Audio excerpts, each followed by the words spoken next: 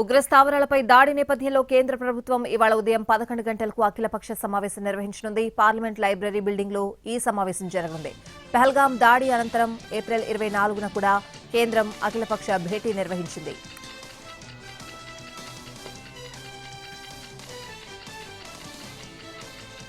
భారత సైన్యానికి సంఘీభావంగా ఇవాళ తెలంగాణ ప్రభుత్వం ర్యాలీ నిర్వహించనుంది. సాయంత్రం 6 గంటలకు సెక్రటేరియట్ నుంచి నెక్లెస్ రోడ్ వరకు నిర్వహించే ర్యాలీపై ముఖ్యమంత్రి రేవంత్ రెడ్డి, డిప్యూటీ సీఎం భట్టి చర్చించారు.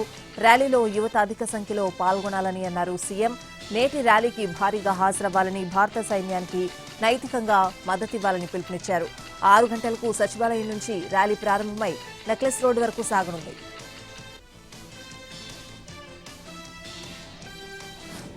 ఇవాళ ఉదయం 11 గంటలకు ఏపీ కేబినెట్ భేటీ కానుంది. సీఎం చంద్రబాబు అధ్యక్షతన మంత్రివర్గ సమావేశం కానుంది. 47వ సిఆర్డీఏ సమావేశంలో తీసుకున్న నిర్ణయాలపై మంత్రివర్గం ఆమోదం తెలుపనుంది. పలు సంస్థలకు భూ కేటాయింపులకు కూడా ఆమోదం తెలుపనుంది.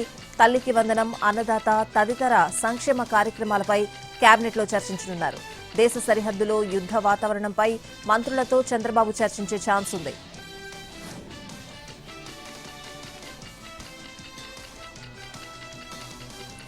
ఆక్రమణదారులపై ఉక్కుపాదం మోపుతున్న హైడ్రాకు ఇప్పుడు పోలీస్ స్టేషన్ తోడైంది. హైడ్రా కార్యాలయం బుద్ధభవన్ పక్కనే హైడ్రా పోలీస్ స్టేషన్ ఏర్పాటు చేశారు.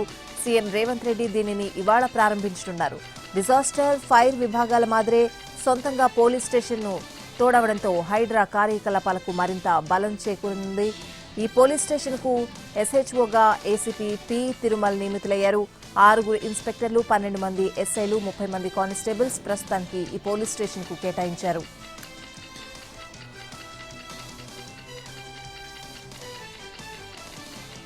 ఖమ్మంకు ఇవాళ 4 మంత్రులు వెళ్లనున్నారు. మధ్యాహ్నం 130 కోట్లతో ఎంతో ప్రతిష్టాత్మకంగా చేపట్టిన వైద్య కళాశాలలకు మంత్రులు డిప్యూటీ సీఎం భట్టి విక్రమార్క, దామోదర రాజనరసింహ, తుమ్మల నాగేశ్వరరావు, పొంగులేటి శ్రీనివాసరెడ్డి చేతుల మీదుగా శంకుస్థాపన చేయనున్నారు. అనంతరం ఖమ్మం జిల్లా ప్రభుత్వ ఆసుపత్రిని పరిశీలించనున్నారు. 35 ఎకరాలలో 3,81,000 చదరపు అడుగుల్లో ప్రధాన భవనం, 88,000 చదరపు అడుగుల్లో బాలికల హాస్టల్, 62,000 చదరపు అడుగుల్లో బాలుర హాస్టళ్లు నిర్మించనున్నారు. ప్రస్తుతం మెడికల్ కాలేజ్ ఖమ్మం కలెక్టరేట్ కార్యాలయంలో నిర్వహిస్తున్నారు.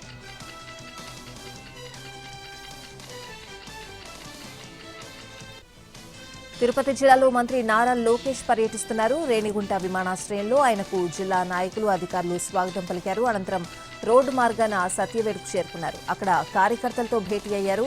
ప్రధాని మోడీ సాహసోపేత నిర్ణయం తీసుకుని ఉగ్రవాదులపై ఆపరేషన్ సింధూర్ పేరిట యుద్ధం ప్రకటించారన్నారు.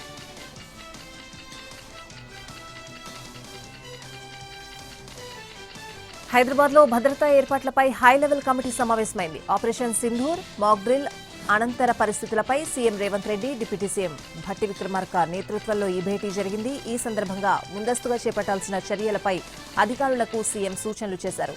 ఇలాంటి సమయాల్లో రాజకీయాలకు, పార్టీలకు సంబంధించిన వివాదాలకు తావు లేదని చెప్పారు. ఎలాంటి పరిస్థితులైనా ఎదుర్కోవడానికి సర్వసన్నద్ధంగా ఉండాలని ఆయా విభాగాలకు స్పష్టంగా పలు ఆదేశాలిచ్చారు. మంత్రులు, అధికారులు 24 గంటలు అందుబాటులో ఉండాలని సీఎం రేవంత్ రెడ్డి సూచించారు. అత్యవసర సర్వీసులు అందించే విభాగాల్లో పనిచేస్తున్న ఉద్యోగుల సెలవులు రద్దు చేయాలని సూచించారు. ఉద్యోగులంతా అందుబాటులో ఉండాలని, విదేశీ పర్యటనలు రద్దు చేసుకోవాలన్నారు.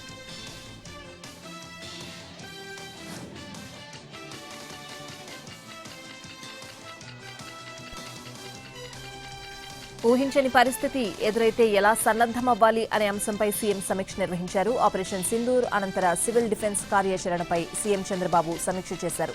సమీక్షకు సీఎస్, డీజీపీలతో పాటు tourism, endowment, disaster management, health, ఆర్అండ్బీతో పాటు పలు శాఖల అధికారులు హాజరయ్యారు. ఆపరేషన్ సింధూర్ నేపథ్యంలో అన్ని స్థాయిల్లో అధికారులు, సంస్థలు సిద్ధంగా ఉండాలన్నారు సీఎం.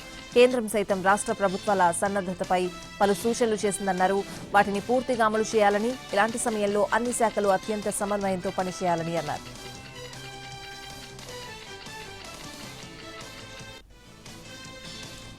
పహల్గాం ఉగ్రదాడికి భారత్ ప్రతీకారం తీర్చుకుందని ఏపీ డిప్యూటీ సీఎం పవన్ హర్షం వ్యక్తం చేశారు. ఆపరేషన్ సింధూర్పై ఆయన స్పందించారు. దశాబ్దాలుగా హిందువులపై ఇలాంటి దాడులు జరుగుతున్నాయని అన్నారు. 90లో కశ్మీరీ పండిట్లను ఊచకోత కోశారని గుర్తు చేశారు. అలాంటి ఉగ్రవాద సంస్థల స్థావరాలపై ప్రధాని మోడీ నేతృత్వంలో మన సైన్యం దాడి చేసిందని అన్నారు పవన్. ఉగ్రవాదాన్ని పెంచి పోషిస్తున్న పాకిస్తాన్కు గట్టి సమాధానం చెప్పిందన్నారు.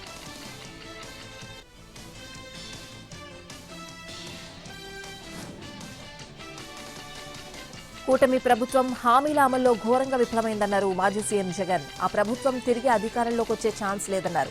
చంద్రబాబుకు సరైన సమయంలో ప్రజలే తగిన బుద్ధి చెబుతారని అన్నారు. ప్రజలు తమ ప్రభుత్వమే కోరుకుంటున్నారని చెప్పారు.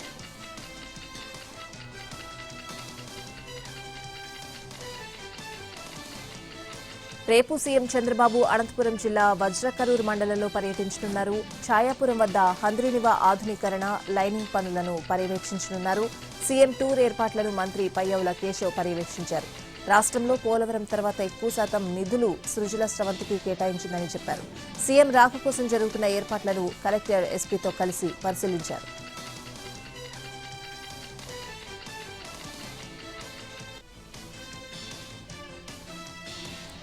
కేంద్ర జల సంఘం చైర్మన్తో మంత్రి ఉత్తమ్ కుమార్ రెడ్డి భేటీ అయ్యారు. మేడిగడ్డ బ్యారేజ్ పునరుద్ధరణ, కృష్ణా నదిపై టెలిమెట్రీల ఏర్పాటుకు విజ్ఞప్తి చేశారు. పోలవరం బ్యాక్ వాటర్ ముంపుపై నష్ట నివారణ చర్యలు తీసుకోవాలని మంత్రి తెలిపారు. కృష్ణా జిల్లాలోని సముద్ర తీరంలో హై అలర్ట్ ప్రకటించారు. భారత్, పాక్ మధ్య పరస్పర దాడుల నేపథ్యంలో హై అలర్ట్ ప్రకటించింది కేంద్రం. సముద్ర మార్గం గుండా ఉగ్రవాదులు జిల్లాలోకి రాకుండా బందోబస్తు ఏర్పాటు చేసింది. జిల్లాలో 110 కిలోమీటర్ల సముద్ర తీరం ఉంది.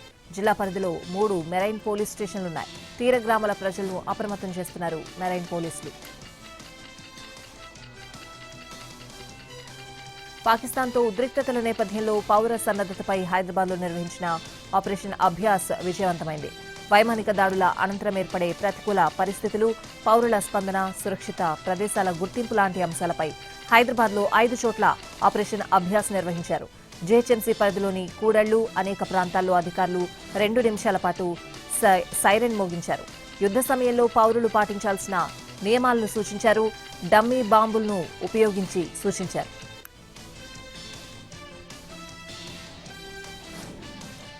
కర్నూలు జిల్లా మంత్రాలయంలో రాఘవేంద్ర కాలనీలో ఓవర్ హెడ్ ట్యాంక్ కుప్పకూలింది. ట్యాంక్ కూలిన విషయం తెలుసుకున్న డిప్యూటీ సీఎం పవన్ ఆర్డబ్ల్యూఎస్ అధికారులతో మాట్లాడి వివరాలు తెలుసుకున్నారు. కూలిన సమయంలో పరిసరాల్లో ఎవరూ లేరు కాబట్టి ప్రాణ నష్టం జరగలేదన్నారు. ఇటువంటి పరిస్థితులు ఇకపై తలెత్తకుండా అధికారులు చర్యలు తీసుకోవాలని సూచించారు. ఈ నిర్మాణం నాణ్యతా ప్రమాణాలపై విచారణ చేసి నివేదిక పంపించాలని ఆదేశించారు. అలాగే బాధ్యులపై నిబంధనల ప్రకారం చర్యలు తీసుకోవాలని అన్నారు.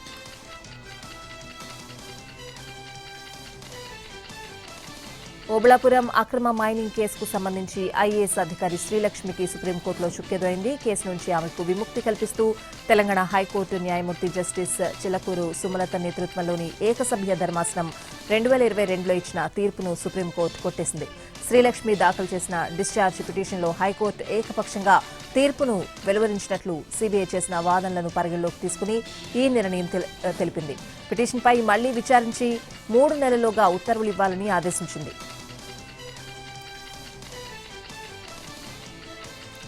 కొమరంభీం జిల్లాలో భారీగా నకిలీ పత్తి విత్తనాలను టాస్క్ ఫోర్స్ అధికారులు పట్టుకున్నారు. 4 క్వింటాళ్ల ఫేక్ సీడ్స్ ను సీజ్ చేశారు. పెంచకల్పేట్ మండలంలో 4గురిని అరెస్ట్ చేశారు. పిల్లలకు విద్యాబుద్ధులు నేర్పి సక్రమ మార్గంలో నడిపించాల్సిన ఉపాధ్యాయుడు అడ్డదారులు తొక్కారు. నకిలీ విత్తనాలు అమ్ముతూ రైతులను మోసం చేశారు. నకిలీ దందా చేస్తున్న పెంచకల్పేటకు చెందిన ప్రభుత్వ పాఠశాల ఉపాధ్యాయుడు సుబ్బారావును పోలీసులు అరెస్ట్ చేశారు.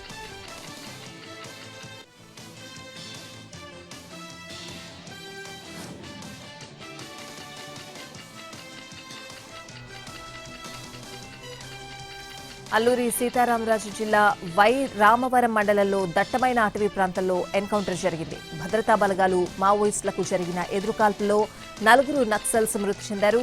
2 AK-47 రైఫిల్స్ లభ్యమైనట్లు పోలీసులు తెలిపారు. చనిపోయిన మావోయిస్టులలో ఒకరు జగన్ సెంట్రల్ జోనల్ కమిటీ సభ్యుడు ఉన్నాడు. అతడిపై 20 లక్షల రివార్డు ఉందని తెలిసింది.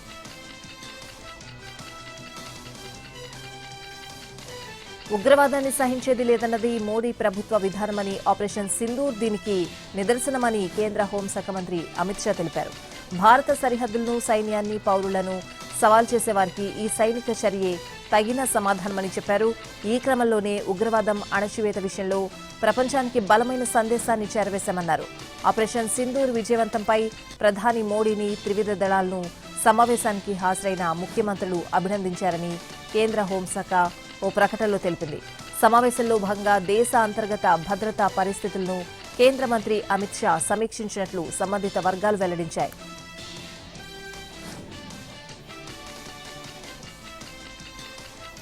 ఆపరేషన్ సింధూర్ ద్వారా పాకిస్తాన్కు గట్టి జవాబిచ్చామని కేంద్ర మంత్రి రాజ్నాథ్ సింగ్ పేర్కొన్నారు.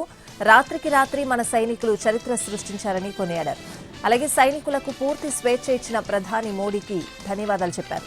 ఉగ్రవాద శిబిరాలపై సాహసోపేతమైన దాడులు చేసి సత్తా చాటారన్నారు.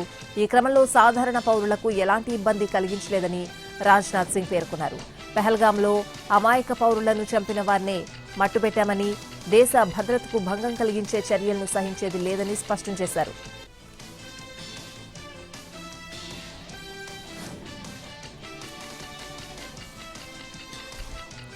పెహల్గాం దాడికి ప్రతీకారంగా పాక్ ఆక్రమిత కశ్మీర్లోని ఉగ్ర శిబిరాలపై భారత్ సైన్యం చేపట్టిన ఆపరేషన్ సింధూర్ను కాంగ్రెస్ పార్టీ స్వాగతించింది.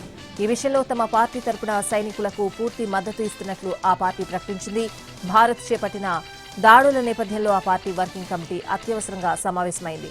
పార్టీ అధ్యక్షుడు మల్లికార్జున ఖర్గే, రాహుల్ గాంధీ, ప్రియాంక గాంధీ, జయరాం రమేష్, కేసీ వేణుగోపాల్, సచిన్ పైలట్ తదితరులు ఈ భేటీలో పాల్గొన్నారు. దేశ ఐక్యత, సమగ్రతను కాపాడడానికి అన్ని స్థాయిల్లో ఐక్యంగా ఉండాలన్నారు ఖర్గే. దేశ రక్షణ, ఐక్యత, స్వేచ్ఛను కాపాడడానికి తమ పార్టీ తరపున సైనికులకు పూర్తి మద్దతిస్తున్నామని వెల్లడించారు.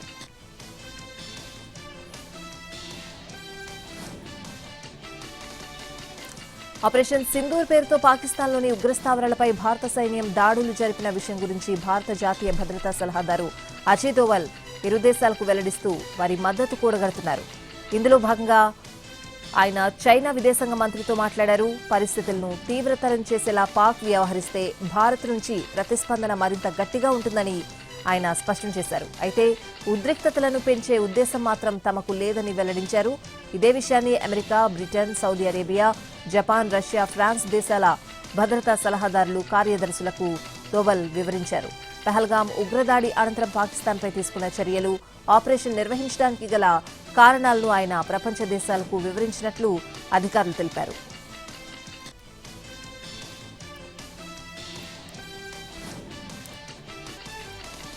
దేశవ్యాప్తంగా విజయవంతంగా మాక్ డ్రిల్స్ జరిగాయి. ఆపరేషన్ అభ్యాస్ పేరుతో నిర్వహించిన ఈ కార్యక్రమంలో NDRF, SDRF, defence, fire safety సిబ్బంది పాల్గొన్నారు. పోలీసులు కూడా మాక్ డ్రిల్స్ ఆర్గనైజింగ్ లో కీలకంగా వ్యవహరించారు. వైద్య శాఖ, ఎన్సీసీ, ఎన్ఎస్ఎస్ లాంటి అనేక విభాగాలు మాక్ డ్రిల్స్ లో పాల్గొన్నాయి. యుద్ధం, అత్యవసర సమయాల్లో ఎలా వ్యవహరించాలి, ప్రతికూల పరిస్థితులను ఎలా ఎదుర్కోవాలి అనే విషయాల్లో మాక్ డ్రిల్ నిర్వహించారు. భవనాల్లో అగ్ని ప్రమాదాల సమయంలో ఎలా వ్యవహరించాలి, భవనాల నుంచి ప్రజలను ఎలా బయటకు తీసుకువెళ్లాలి, యుద్ధ సమయంలో ఎలాంటి జాగ్రత్తలు తీసుకోవాలి, క్షతగాత్రులకు ప్రాథమిక చికిత్స, ఆసుపత్రులకు తరలించడంపై అవగాహన కల్పించారు. దేశంలోని మొత్తం 244 ప్రాంతాల్లో మాక్ డ్రిల్ ఆర్గనైజ్ చేయగా మొత్తం 15 విభాగాలు పాల్గొన్నాయి.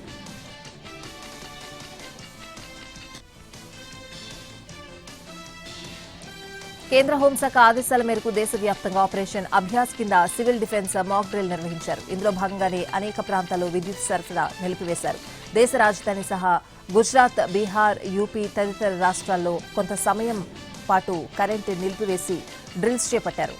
గ్రిడ్ సమతుల్యతను దృష్టిలో ఉంచుకుని ఆయా ప్రాంతాల్లో వివిధ సమయాల్లో వీటిని నిర్వహించారు. ఢిల్లీలో రాత్రి 8 గంటల నుంచి 8 గంటల 15 నిమిషాల వరకు విద్యుత్ సరఫరా నిలిపివేశారు. దీనికి సహకరించాలంటూ అంతకుముందే స్థానికులకు న్యూఢిల్లీ మున్సిపల్ కౌన్సిల్ విజ్ఞప్తి చేసింది. ఆసుపత్రులు, డిస్పెన్సరీలు, రాష్ట్రపతి భవన్, ప్రధానమంత్రి కార్యాలయం, మెట్రో స్టేషన్లు, ఇతర ముఖ్య ప్రదేశాలను మినహాయించారు.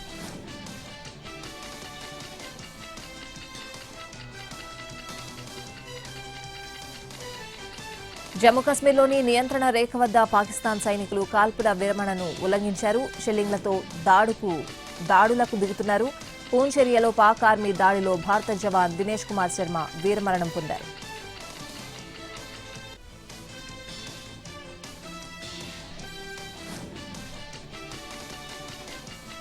ఆపరేషన్ సింధూర్లో 2 మహిళలు కీలక పాత్ర పోషించారు. వారెవరో కాదు, colonel Sofiya Qureshi, wing commander Vyomika Singh. వారిద్దరి గురించి దేశవ్యాప్తంగా చర్చ నడుస్తోంది. గుజరాత్కు చెందిన సోఫియా ఖురేషీ బయోకెమిస్ట్రీలో పోస్ట్ గ్రాడ్యుయేషన్ పూర్తి చేశారు. ఆమెకు పీస్ కీపర్గా మంచి అనుభవం ఉంది. దీంతో యుఎన్ఓ పీస్ మిషన్లో భాగంగా 2006లో కాంగోలో విధులు నిర్వర్తించారామె. 2016లో పూణేలో జరిగిన ఎక్సర్సైజ్ 18లో భారత ఆర్మీకి చెందిన బృందానికి నాయకత్వం వహించి చరిత్ర సృష్టించారు.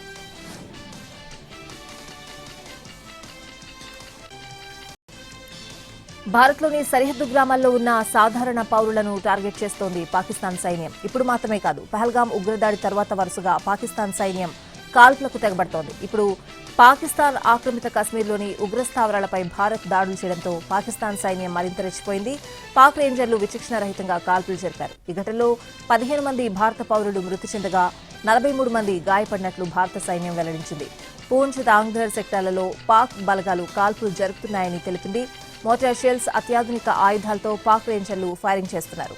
పాకిస్తాన్ వరుసగా కాల్పులు జరుపుతూ ఉండడంతో సరిహద్దు గ్రామాల నుంచి ప్రజలను ఖాళీ చేయిస్తోంది భారత సైన్యం.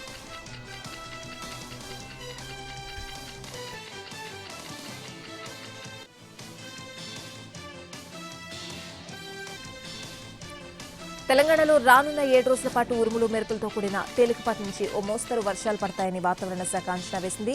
కరీంనగర్, పెద్దపల్లి, భూపాలపల్లి, ములుగు, భద్రాద్రి కొత్తగూడెం, ఖమ్మం, నల్గొండ, సూర్యాపేట, వరంగల్ జిల్లాల్లో రాబోయే 24 గంటల్లో అక్కడక్కడ వర్షాలు పడేందుకు అవకాశం ఉందని తెలిపింది.